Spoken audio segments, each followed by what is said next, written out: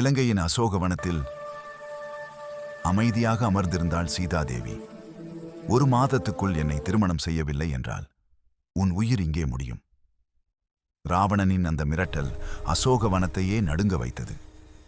ஆனால் சீதாவின் முகத்தில் பயமில்லை, தைரியம் மட்டுமே. யாருக்கும் தெரியாமல் சீதா தன் கைகளில் மறைத்திருந்தாள் இராமன் கொடுத்த அந்த மந்திர மோதிரத்தை. அது ஒரு சாதாரண மோதிரம் அல்ல, நம்பிக்கையின் அடையாளம். இராம, நீ எங்கே இருந்தாலும் என் குரல் உன்னிடம் சேரட்டும். அந்த பிரார்த்தனை வானத்தையே துளைத்து சென்றது. அந்த நேரத்தில் ராவணனுடன் வேலை செய்யும் ஒரு ராட்சசன் இதை கேட்டுவிட்டான். இவள் குற்றவாளி அல்ல, ஒரு தெய்வீக பெண். அவன் மனதில் முதல் சந்தேகம் விதைக்கப்பட்டது. கிஷ்கிந்தா வனத்தில் இராமன் திடீரென நின்றான். சீதா. அவனது உள்ளம் அந்த மந்திர மோதிரத்தின் சக்தியை உணர்ந்தது. ஹனுமனே, சீதாவை மீட்டு வர வேண்டும். இராமனின் கண்களில் தீர்மானம், ஹனுமானின் கண்களில் தீ. முன்னால் முடிவில்லாத கடல். ஹனுமான் ஒரு நொடி கூட தயங்கவில்லை.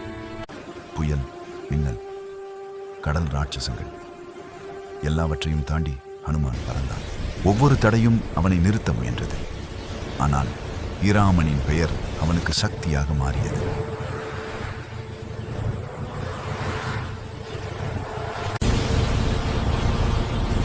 இலங்கையின் அரண்மனையில் ராவணனின் மனம் கலங்கியது.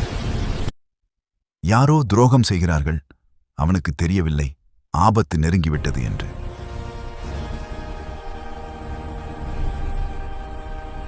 அந்த ராட்சசன் தனியாக நின்றான். தர்மமா அதர்மமா? ஒரே முடிவு ஒரு யுத்தத்தை மாற்றப் போகிறது.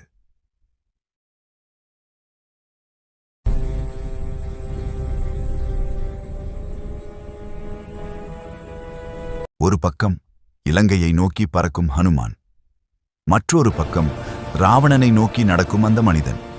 அவன் யாரை தேர்வு செய்வான்? சீதா காப்பாற்றப்படுவாளா? இதுதான் ராமாயணத்தின் அடுத்த திருப்பம்.